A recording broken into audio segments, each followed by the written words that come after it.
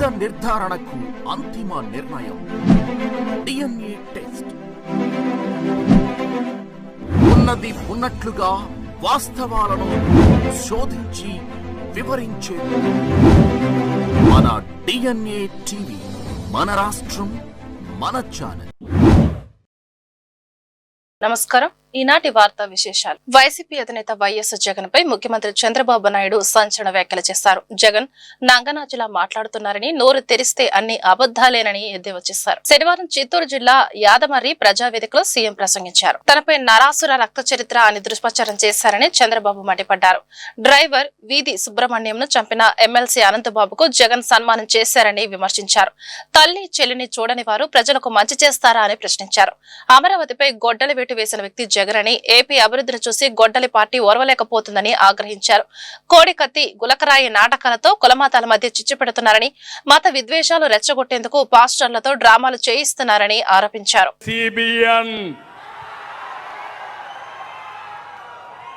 నా దగ్గర తోక తిప్పితే ప్రజాహితం కోసం తోక కట్ చేస్తాను తప్ప ఎవరిని అలో చేయను. చేయాలనా లేదా అని మిమ్మల్ని అడుగుతున్నా. మీకు న్యాయం చేయాలి. అభివృద్ధి చేస్తే చాలదు, సంక్షేమం ఇస్తే చాలదు. మీ ఆస్తులకు రక్షణగా ఉండాలి, మీ ప్రాణాలకు రక్షణ ఇవ్వాలి. అప్పుడే నేను మీ అందరికీ నిజమైన సేవ చేసిన వ్యక్తిని అవుతాను. కారు కింద సొంత కార్యకర్త సింగయ్యను దొక్కిచ్చారు. కడపలో అవినీతి ఆస్తుల పంపకాల కోసం పెద్ద దస్తగిరిని చంపేశారు. కులాలు, మతాలు, ప్రాంతాల మధ్య చిత్తు పెట్టి రోజుకొక నాటకం, పాస్టర్లతో దాడి డ్రామాలు. 5 ఏళ్లుగా రాష్ట్రంలో ప్రతి ఒక్కరికి నిద్ర లేకుండా చేశారు. ప్రజలకు నరకం చూపించారు. కడాన నన్ను కూడా ఏం చేశారో చూశారు. కనీసం నోటీస్ ఇవ్వకుండా ఒక సాయంత్రం చేసేపోయి జైల్లో పెట్టేసే పరిస్థితికి వచ్చారు. మీరే నన్ను కాపాడుకున్నారు, ఉద్యమాలు చేశారు. అంటే నేను ఇక్కడ అడిగేది, ఈరోజు మీ అందరికీ ఫ్రీడమ్ వచ్చిందా లేదా అని అడుగుతున్నా. భయం పోయిందా లేదని అడుగుతున్నా. ఈ తెలుగుదేశం పార్టీ, ఎన్డీఏ పార్టీ ప్రజలకు ఇచ్చింది మొదటిది ఫ్రీడమ్ ఇచ్చాం. మీ ఆస్తులకు, ప్రాణాలకు రక్షణ ఇచ్చాం. మీకు స్వేచ్ఛనిచ్చిన పార్టీ ఎన్డీఏ పార్టీ. అవునంటే గట్టిగా చెప్పండి, కూడా చెప్పండి. ఇప్పుడు చెప్పండి, అధికారంలో ఉన్నా ప్రతిపక్షంలో ఉన్నా అది గొడ్డలి పార్టీ అవునా కాదా అని మీరే నిర్ణయించాలి. నేను చెప్పింది అనునిత్యం మీరు ఆలోచించుకోండి. చరిత్రలో ఒకటి ఉంది, మీరు గుర్తుపెట్టుకోవాలి. నరకాసుడు వధ జరిగితే దీపావళి జరుపుకుంటూ ఆంధ్రప్రదేశ్ రాజకీయాల్లో నేడు కీలక పరిణామాలు చోటు చేసుకున్నాయి. ముఖ్యంగా జనసేన పార్టీలో అంతర్గత క్రమశిక్షణ, నియోజకవర్గాల్లో అభివృద్ధి పనుల వేగంపై డిప్యూటీ సీఎం పవన్ కళ్యాణ్ దృష్టి సారించారు. ఈ క్రమంలో పోలవరం ఎమ్మెల్యే చిర్రి బాలరాజుతో ఆయన జరిపిన సమావేశం ఇప్పుడు రాజకీయ వర్గాల్లో చర్చనీయాంశమైంది. ఏపీ ఉప ముఖ్యమంత్రి జనసేన అధినేత పవన్ కళ్యాణ్ తో పోలవరం ఎమ్మెల్యే చిర్రి బాలరాజు శనివారం భేటీ అయ్యారు. పార్టీ ప్రతిష్టతను కాపాడడంలోనూ, ప్రజా సమస్యల పరిష్కారంలోనూ నాయకులు ఆలసత్వం వహించకూడదన్న పవన్ కళ్యాణ్ ఎమ్మెల్యే పనితీరుపై తీవ్ర స్థాయిలో సమీక్ష నిర్వహించారు.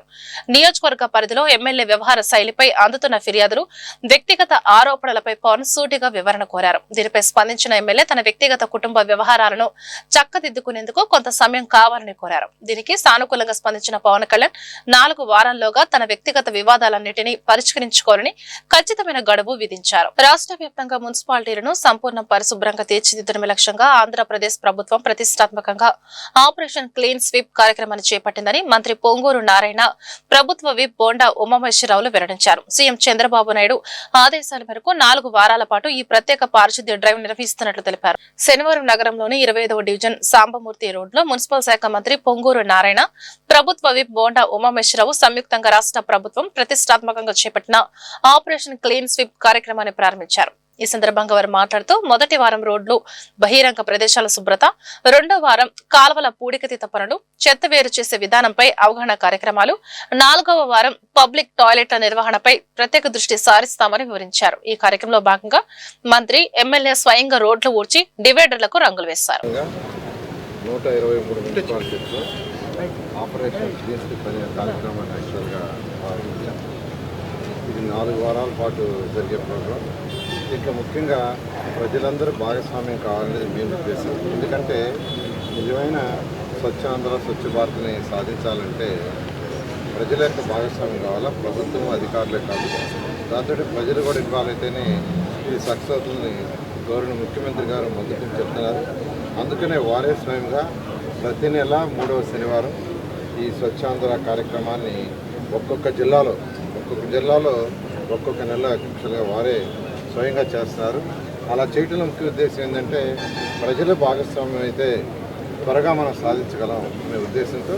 అయితే ఇప్పుడు స్పెసిఫిక్గా 4 వారాల పాటు అంటే వచ్చే నెల 20వ తేదీ వరకు ఆపరేషన్ క్లీన్ స్వీప్ అనే కార్యక్రమాన్ని పెట్టడం ఏంటంటే ఒక వారంలో ఏదైతే ఈ యొక్క కెనాల్స్ ఉంటే అవన్నీ క్లీన్ చేయటం, డ్రైనేజ్ అవి, ఒక వారంలో టాయిలెట్స్, ఒక వారంలో సెగ్రిగేషన్ గురించి అవేర్ చేయటం, ఒక వారంలో ఎక్కడైతే చెత్త దాన్ని క్లీన్ చేయటం, ఇట్లా వన్ వీక్ చేయటం వల్ల ఒక స్పెషల్ డ్రైవ్ చేయటం వల్ల అవేర్నెస్ వస్తుంది ప్రజలనే ఉద్దేశంతో దీన్ని యాక్చువల్గా రాష్ట్రంలోని 123 మున్సిపాలిటీస్లో స్టార్ట్ చేశారు. కూటమి ప్రభుత్వం ఏర్పాటు అయినాక పారిశుభ్రతకి అత్యంత ప్రాధాన్యత ఇచ్చాం. అత్యాధునికమైనటువంటి ఎక్విప్మెంటు, మిషనరీ, దేశ విదేశాల్లో టెక్నాలజీని మరి అందిపుచ్చుకొని మిషనరీ తీసుకొస్తున్నాం. అన్ని రకాలుగా కూడా ఎక్కడ చిన్న మురుగు కాలువలు కానీ, డివిజన్లో రోడ్లు కానీ, చిన్న రోడ్లలో వెళ్ళే చిన్న మిషన్లు, పెద్ద రోడ్లు వెళ్ళే పెద్ద మిషన్లు, అలాగే వాటర్ క్లీనర్సు, అన్ని రకాలుగా రోడ్లు ప్యాచ్ వర్క్లు కూడా ఆటోమేషన్ వచ్చినాయి.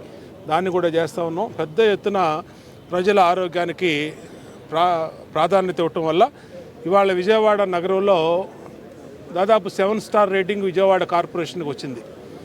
గౌరవ కమిషనరు ధ్యాన్ చంద్ గారు వచ్చినాక నిరంతరం కూడా మానిటరింగ్ చేయటం వల్ల ఇది సాధ్యమైంది. అంటే ఈ ప్రభుత్వానికి ప్రజల ఆరోగ్యమే ప్రధానమైనది. ఎన్ని కోట్లు ఖర్చు అయినా పర్లేదు, మాకు వాళ్ళకి అన్ని రకాల సదుపాయాలు ఇవ్వాలని అటు మ్యాన్ పవర్ ఉపయోగిస్తూ ఉన్నాం, ఇటు మిషనరీ ఉపయోగిస్తూ ఉన్నాం. అన్ని రకాలుగా కూడా ఈ టెక్నాలజీ సాయంతో చేస్తూ ఉన్నాం. ఈరోజు ఆపరేషన్ క్లీన్ స్వీప్ ద్వారా ఈ రాష్ట్రంలోనే చెత్త అనేది ఉండకూడదని మొట్టమొదట ఉదయమే 5:30కే మరి గౌరవ మంత్రి నారాయణ గారు ఇక్కడికి వచ్చేసి మన పెద్ద ఎత్తున ఈ కార్యక్రమాన్ని సెంట్రల్ నియోజకవర్గంలో వారు, కలెక్టర్ గారు, ప్రిన్సిపల్ సెక్రటరీ సురేష్ గారు, ధ్యాన్ చంద్ గారు అందరూ, అలాగే పట్టాభి చైర్మన్, అలాగే మిగిలినటువంటి చైర్మన్లు, నాయకులు, అధికారుల ఆధ్వర్యంలో కార్యక్రమం చేపట్టాం. చాలా సంతోషంగా ఉంది. భవిష్యత్తులో ముఖ్యమంత్రి గారు నిర్దేశించినటువంటి ఆదేశాల ప్రకారం ఈ రాష్ట్రాన్ని స్వచ్ఛాంధ్రలో ఈ రాష్ట్రాన్ని ముందొచ్చేటట్టుగా, దేశంలోనే ముందొచ్చేటట్టుగా అందరం కూడా ఎమ్మెల్యేలు, మంత్రులు, అధికారులు అందరం కూడా ఒకే తాటి మీద కష్టపడతామని తెలియజేస్తాం. ఈరోజు గౌరవ ముఖ్యమంత్రి గారి దిశానిర్దేశంలో గౌరవ మంత్రివర్యులు నారాయణ గారి సారథ్యంలో విజయవాడ సెంట్రల్ నియోజకవర్గంలో గౌరవ శాసనసభ్యులు బోండా ఉమామహేశ్వర గారి ప్రోత్సాహంతో ఆపరేషన్ క్లీన్ స్వీప్ కార్యక్రమానికి రాష్ట్ర వ్యాప్తంగా శ్రీకారం చుట్టడం జరిగింది. మరి జనవరి 2025లో ప్రారంభమైనటువంటి స్వర్ణాంధ్ర, స్వచ్ఛాంధ్ర ఉద్యమానికి మరింత ఊతం ఇచ్చే విధంగా ఈ కార్యక్రమాన్ని 4 రోజుల పాటు చేపట్టడం. ఇప్పటికే మరి జాతీయ స్థాయిలో స్వచ్ఛ సర్వేక్షణలో 5 ప్రతిష్టాత్మకమైనటువంటి అవార్డులను గెలుచుకున్నటువంటి రాష్ట్రం. మరి స్వచ్ఛ సూపర్ లీగ్లో స్థానం సంపాదించుకున్నటువంటి విజయవాడ మున్సిపల్ కార్పొరేషన్ మరి ఈ సంవత్సరం జరిగేటటువంటి స్వచ్ఛ సర్వేక్షణలో అన్ని రాష్ట్రాల కంటే అత్యధికంగా అవార్డులను మనం సాధించాలి అని చెప్పి గౌరవ ముఖ్యమంత్రి గారు లక్ష్యాన్ని నిర్దేశించడం, ఆ రకంగానే 4 వారాల పాటు ఒక యాక్షన్ ప్లాన్ని మరి మా ప్రిన్సిపల్ సెక్రటరీ సురేష్ కుమార్ గారు, మా స్వచ్ఛాంధ్ర కార్పొరేషన్ మా ఎండి అనిల్ గారు, మా టీం మొత్తం కూడా ఈ 4 వారాల పాటు ఒక ప్రోగ్రామ్ని డివైజ్ చేసి రాష్ట్ర వ్యాప్తంగా 123 మున్సిపాలిటీలు, కార్పొరేషన్లో అమలు చేస్తూ ఉన్నాం. ఈ రోజున మరి ఇంత పెద్ద ఎత్తున ఈ కార్యక్రమాన్ని ఇక్కడ ఏర్పాటు చేసినందుకు గౌరవ కమిషనర్ గారు ధ్యాన్ చంద్ర గారిని, కలెక్టర్ లక్ష్మీ. రాష్ట్రంలో రాజకీయాలను నేరమయం చేసిన ఘనత వైఎస్ కుటుంబానిదేనని మంత్రి పయ్యవుల కేశవ్, ఎంపీ సీఎం రమేష్ తీవ్ర స్థాయిలో మండిపడ్డారు. ఒకప్పుడు రాయలసీమలో ఫ్యాక్షనిజం కేవలం వర్గాల మధ్య ఉండేదని, కానీ దానిని రాజకీయాధికారానికి అడ్డం పెట్టుకుని వ్యవస్థీకృతం చేసింది రాజారెడ్డి అని విమర్శించారు. రాష్ట్ర ఆర్థిక శాఖ మంత్రి పయ్యవుల కేశవ్, ఎంపీ సీఎం రమేష్ సంయుక్తంగా మీడియా సమావేశం నిర్వహించారు.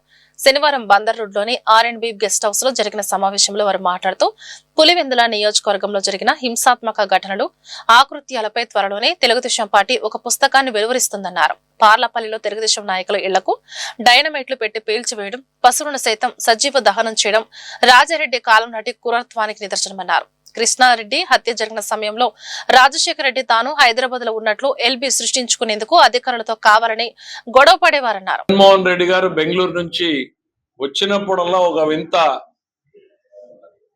కొత్త వాదనల్ని తెర మీదకి తెచ్చి వెళ్తా ఉంటాడు. ఆ ముందు వారమో వచ్చాడు. నేను ఈ రాష్ట్రానికి అద్భుతమైనటువంటి అభివృద్ధి చేశాను, వ్యవస్థల్ని బలోపేతం చేశాను, నన్ను సన్మానించాల్సింది పోయి విమర్శిస్తున్నారని చెప్పాడు. నిన్నటికి నిన్న ఆయన సెల్ఫ్ సర్టిఫికేట్ ఇచ్చుకున్నాడు. బాబు ఫోన్లు ఆపేయమ్మా ప్లీజ్, ఆ ఫోన్ మాట్లాడాను ఆపేయండి కొంచెం. నా అంత మంచోడు ఈ రాష్ట్రంలోనే లేడు అనేటువంటిది సెల్ఫ్ సర్టిఫికేట్ ఇచ్చుకున్నాడు. తన వారసత్వం గురించి చెప్పుకున్నాడు. రాజారెడ్డి గారి దగ్గర నుంచి బాబాయ్ వరకు చనిపోయినప్పుడు చంద్రబాబు నాయుడు గారు అధికారంలో ఉన్నాడు అంటే ఆయనే కారణం అన్నట్టు చెప్పేటువంటి ప్రయత్నం చేశాడు. అంటే బాబాయ్ హత్య కేసులో ఏం జరిగింది అని ఈ రాష్ట్రంలో నిక్కరేసుకున్న కుర్రాడిని కూడా అడిగితే చెప్పేటువంటి పరిస్థితులు ఉన్నాయి. అట్లాంటి వాటిల్లో కూడా మీరు అసత్యాల్ని చెప్పేటువంటి ప్రయత్నం చేయడం అనేటువంటిది జీర్ణించుకోలేకపోతున్నారు. ఒక రెండు ముక్కలు. రాష్ట్ర రాజకీయాల్లో ఫ్యాక్షనిజం మొదలైంది వైఎస్ కుటుంబంతో. రాజకీయాలు నేరమయమైంది. మరి ఈయన ఇప్పుడు ఈ సబ్జెక్టు మాట్లాడుతున్నాడని ఆలోచన చేసి లోతుగా విచారిస్తే ఆంధ్రప్రదేశ్ రాష్ట్రంలో ఒక సైడ్ వెల్ఫేర్ స్కీమ్స్ కానీ, ఇంకొక సైడ్ ఇండస్ట్రియల్గా డెవలప్మెంట్స్, ఎంప్లాయ్మెంట్, ఏదైతే సూపర్ 6 చెప్పారో అవన్నీ కూడా బాగా అమలు జరుగుతున్నాయి. ఈ రాష్ట్రాన్ని ఏ విధంగా డైవర్ట్ చేయాలి, ఏ విధంగా ప్రజల్లో ఒక చర్చకు తీసుకురావాలని ఒక దుర్మార్గపు ఆలోచనతో జగన్మోహన్ రెడ్డి సెల్ఫ్ గోల్ వేసుకున్నారు. ఆయన కుటుంబంలో మా తాతగారు ఏ విధంగా చనిపోయారు, మా నాన్నగారు ఏ విధంగా చనిపోయారు, మా చిన్నాన్న స్వయం కృతాకితం. దాంట్లో రాజశేఖర రెడ్డి గారు ఏ విధంగా చనిపోయినది మొత్తం యావత్ దేశం అంతా చిన్నపిల్లలు కూడా తెలుసు. ఆ డెడ్ బాడీ ఎప్పుడు దొరుకుతుందా ఏంటా అనేది కూడా అందరూ ఎదురు చూసి ఎక్కడ జరిగింది. ఆ హెలికాప్టర్ యాక్సిడెంట్లో ఆ రోజు వాతావరణం అనేది అందరికీ తెలిసింది. ఇంతకుముందే కేశవ్ గారు చెప్పారు. గ్రామీణ రహదారుల అభివృద్ధికి జీవనాడులని, మంచి రోడ్డు ఉంటే గ్రామ ప్రజల జీవన ప్రమాణాలు మెరుగుతాయని ఎన్టీ జిల్లా కలెక్టర్ లక్ష్మీషా అన్నారు. వచ్చువాయి మండలం లింగాలలో 1.19 కోట్లతో నిర్మించిన WBM మెటల్ రహదారిని ఆమె ప్రారంభించారు. లింగాల నుంచి వచ్చువాయి వెళ్లేందుకు డొంకల మార్గాలను అభివృద్ధి చేసి ఏర్పాటు చేసిన ఈ రహదారి రైతులకు అధిక ప్రయోజనం కలిగిస్తుందని కలెక్టర్ లక్ష్మీషా తెలిపారు. వ్యవసాయ ఉత్పత్తులను తక్కువ సమయంలో తక్కువ ఖర్చుతో మార్కెట్లకు తరలించేందుకు గ్రామీణ రహదారులు దోహదపడతాయన్నారు. గ్రామీణ రహదారులు కేవలం ప్రయాణ మార్గాలు కాకుండా గ్రామ అభివృద్ధికి, ప్రజల జీవనోపాధి మెరుగుదలకు బలమైన పునాది అని ఆయన పేర్కొన్నారు. ఈ కార్యక్రమంలో మాజీ MLC TD Janardhan, KDCC bank chairman Nettem Raghuram, Jaggayyapeta MLA Sriram Rajagopal Tatayya, DWAMA PD రాము తదితరులు పాల్గొన్నారు.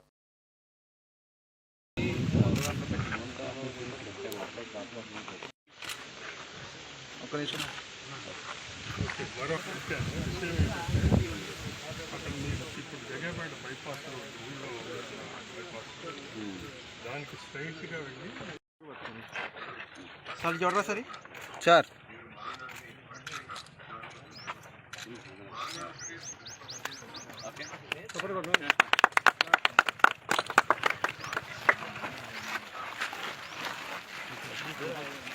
గుడివాడ నియోజకవర్గంలో రోడ్లు బ్రిడ్జీల అభివృద్ధి పనుల పురోగతిని వేగవంతం చేయాలని ఎమ్మెల్యే రాము కోరారు.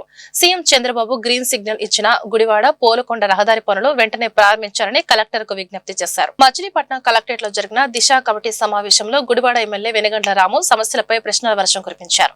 ఎంపీ వల్లభనేని బాలశౌరి అధ్యక్షతన కలెక్టర్ బాలాజీ సమక్షంలో ఈ సమావేశం జరిగింది. జిల్లాలో మంజూరైన 50 బ్రిడ్జీలలో గుడివాడకు ఎన్ని వచ్చాయని, శిథిల వ్యవస్థలో ఉన్న బ్రిడ్జీలను కూడా నిర్మించాలని ప్రశ్నించారు. అధికారులు ప్రపోజల్స్ సిద్ధం చేస్తున్న విషయం తమకు చెప్పడం లేదని, క్షేత్రస్థాయిలో ప్రజా సమస్యల పరిష్కారం కావడం లేదని ఎమ్మెల్యే అసంతృప్తి వ్యక్తం చేశారు.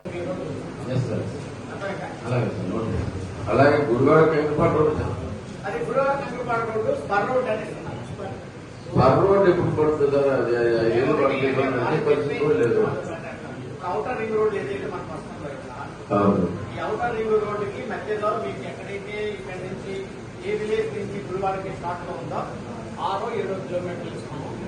ఇప్పుడు ఇది ఇచ్చి మళ్ళా కింది పార్టీ నుంచి ఇచ్చే లోపు వాళ్ళకి డబుల్ అయితే మీరు చెప్పారు కదా, ఇది కలవమన్నారు కదా, ఆర్ఓ గారిని కల్పించాం సార్. తీసుకెళ్ళి స్పర్ రోడ్ గురించి డిస్కస్ చేశాడు ఆయన. స్పర్ రోడ్ ఏం చేద్దాం అనుకుంటున్నారంటే తీసుకెళ్లి 216 మచిలీపట్నం రోడ్లు ఓఆర్ఆర్ కలిసే దగ్గరికి డైరెక్ట్ గా మన స్పర్ రోడ్ కూడా పెడతాం తీసుకుంటే ఆయన డిస్కస్ చేశారు. ఏదైనా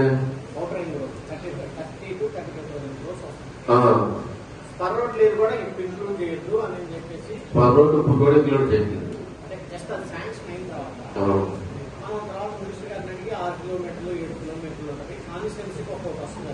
6 రాదు సార్, బేసిక్ 18 కిలోమీటర్లు ఎంత వచ్చినా అంత 8 కిలోమీటర్లు చూద్దాంలేండి. అది మైండ్ లో ఉంది, దాని ఎంత టౌన్ ఏం చేశారు? టౌన్ ముఖ్యమంత్రి చంద్రబాబు నాయుడు ఈ రాష్ట్రానికి దిక్సూచి అని, ఆయన వంటి విజన్ ఉన్న నాయకుడితోనే రాష్ట్రం అభివృద్ధి సాధ్యమని టీడీపీ రాష్ట్ర నాయకుడు, సోషల్ డెమోక్రటిక్ ఫ్రంట్ రాష్ట్ర అధ్యక్షుడు మాదిగని గురునాథం పేర్కొన్నారు. హత్య రాజకీయాలు చేసిన వైకాపా నాయకులు అభివృద్ధి గురించి మాట్లాడడం దెయ్యాలు వేదాలు వల్లించినట్లు ఉందని ఎద్దేవా చేశారు. శనివారం విజయవాడ గురునానక్ కాలనీలోని ఎంపీ కేశినేని శివనాథ్ కార్యాలయంలో ఏర్పాటు చేసిన మీడియా సమావేశంలో గురునాథం మాట్లాడుతూ జగన్ ముఖ్యమంత్రి చంద్రబాబు నాయుడుపై చేసిన వ్యాఖ్యలను తీవ్రంగా ఖండిస్తున్నారన్నారు. చంద్రబాబు హయాంలో జరిగిన అభివృద్ధిని, హైదరాబాద్ నిర్మాణంలో ఆయన పాత్రను జగన్ తెలుసుకోవాలని హితవు పలికారు. గత 5 ఏళ్ల వైకాపా పాలనలో రాష్ట్రంలో జరిగిన అభివృద్ధి ఏమిటో జగన్ చెప్పగలరా అని ప్రశ్నించారు. ఇవాళ వచ్చాడు అబ్బా పెట్రోల్దారులాగా బెంగళూరు నుంచి జగన్మోహన్ రెడ్డి గారు. ఏ నిజాలు మాట్లాడుతున్నావు, దెయ్యాలు వేదాలు ఇచ్చినట్టుగా మిస్టర్ జగన్మోహన్ రెడ్డి గారు ఏం మాట్లాడుతున్నారు? అయ్యా, both can never be same కదా.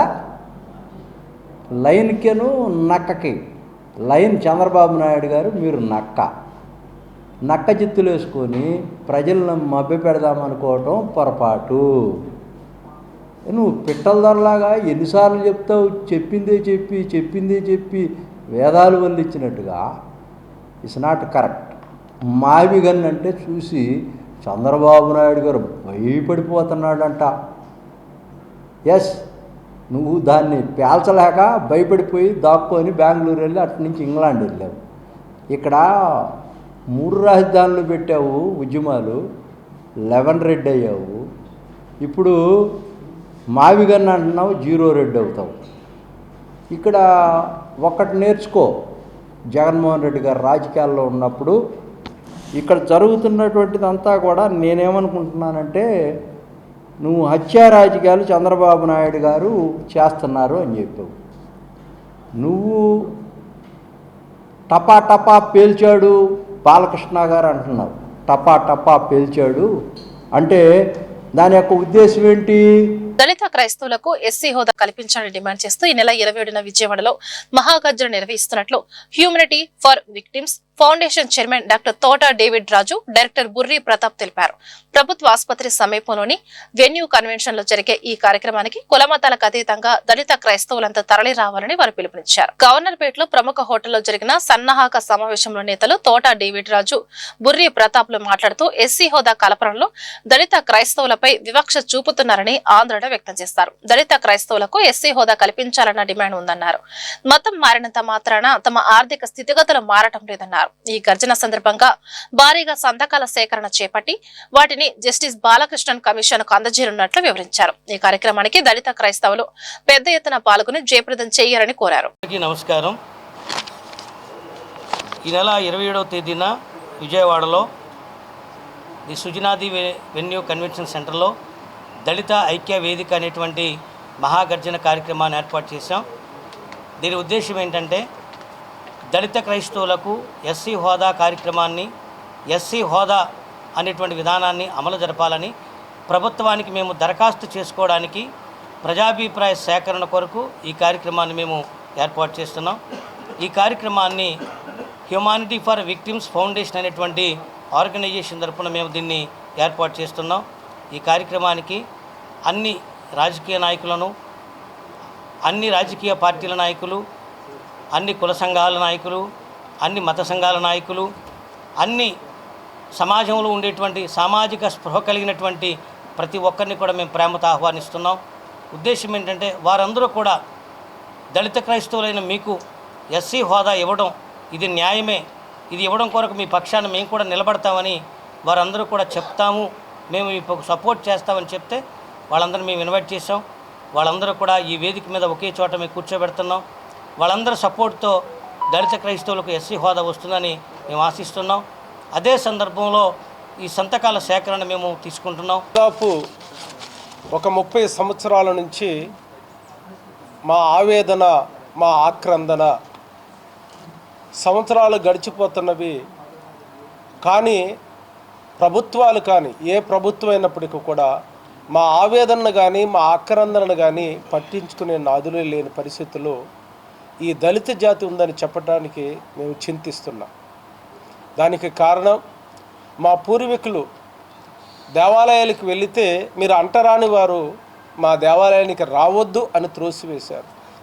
ఆనాటి పరిస్థితుల్లో మేము ప్రేమ చూపినటువంటి వారుగైనటువంటి ఆ చర్చిల్లోనికి వెళ్ళి మా యొక్క విశ్వాసమును బట్టి, ఇది సెక్యులర్ కంట్రీ కాబట్టి ప్రజాస్వామ్యంలో ఏ మతాన్నైనా అనుసరించే హక్కు భారతదేశంలో ఉన్న అందరికీ ఉన్నది కాబట్టి మేము క్రైస్తవ మతాన్ని స్వీకరించాం.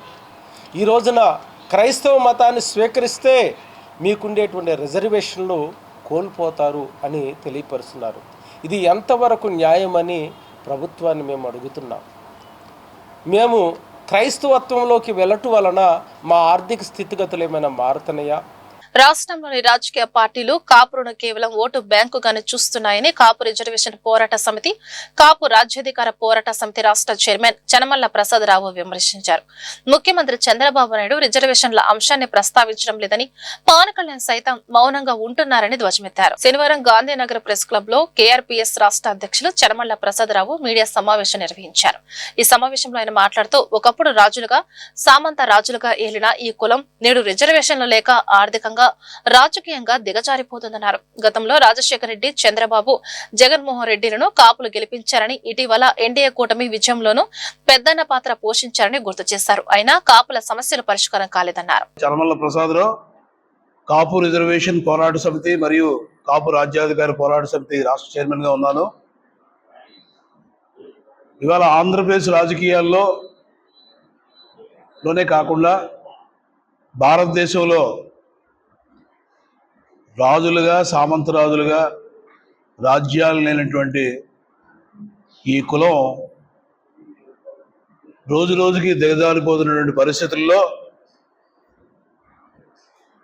భారతదేశంలో రిజర్వేషన్ల ప్రక్రియ అనే వ్యవస్థను ప్రారంభించిన మా పెరియార్ గారు కానీ, ఇవాళ ఛత్రపతి శివాజీ గారు కానీ, సాహు మహారాజు గారు కానీ, అలాగే చోళులు, చాళుక్యులు, రాణి రుద్రమదేవి, శ్రీకృష్ణదేవరాయల వంటి రాజులు కలిగినటువంటి కులం, అలాగే ఆంధ్రప్రదేశ్ రాజకీయాల్లో అత్యంత కీలక పాత్ర వహిస్తున్నటువంటి కులానికి 2 ప్రధాన సమస్యలు. ఒకటి రాజ్యాధికారం, 2 రిజర్వేషన్ లేకపోవడం. ఆంధ్రప్రదేశ్ ఏర్పాటైన తర్వాత ఈ రోజు వరకు కాపులు అత్యధిక శాతంలో ఉన్నారు అన్ని కులాల కన్నా.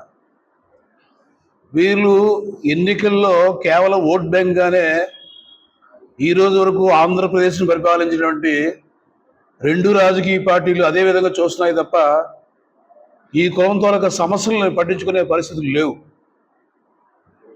సో గతంలో రాజశేఖర రెడ్డి గారిని నమ్మాం, ఆయనకు ఓట్లు వేసి. ఈ వార్తలు ఇంతటితో సమాప్తం. నమస్కారం.